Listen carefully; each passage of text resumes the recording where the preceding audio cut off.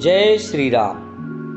लवणासुर कौन था, उसकी उत्पत्ति किस प्रकार हुई? लवणासुर की उत्पत्ति की कथा पौराणिक ग्रंथों में विशेष रूप से वर्णित है।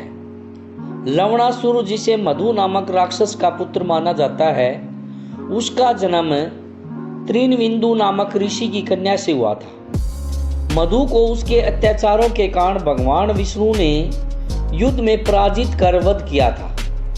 मधु की मृत्यु के उपरांत लवणासुर ने अपने पिता के साम्राज्य को संभालते हुए मधुवन के घने जंगलों में अपना आधिपत्य स्थापित किया।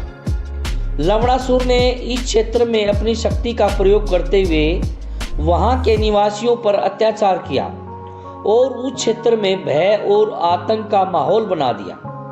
उसकी उपस्थिति से मधुवन, जो कभी एक शांतिपूर्ण और समृद्ध वन था, वह क्षोभ का केंद्र बन गया।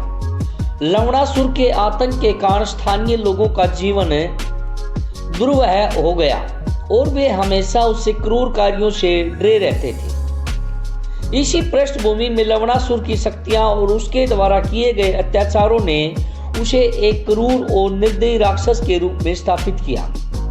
इसी तरह के ऐतिहासिक और मिथ के संदर्भों में उसका वर्णन पाया जाता है, जिसे आगे चलकर शत्रुघ्न ने समाप्त किया।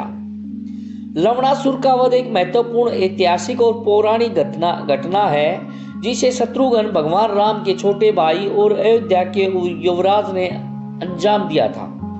यह महत्वपूर्ण कार्य उन्होंने महर्षि विश्वामित्र के अनुरोध पर किया था, जिसका मुख्य उद्देश्य मधुवन क्षेत्र को लवणासुर के आतंक से मुक्त कराना था।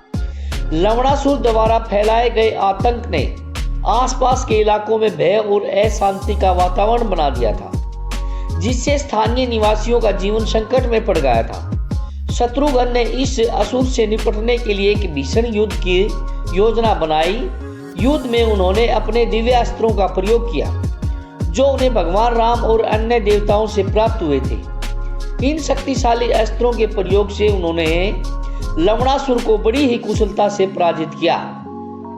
इस वीरतापूर्व कार्य के बाद शत्रुघ्न की प्रशंसा सिर्फ अयोध्या में नहीं, बल्कि संपूर्ण भारतवर्ष में की गई।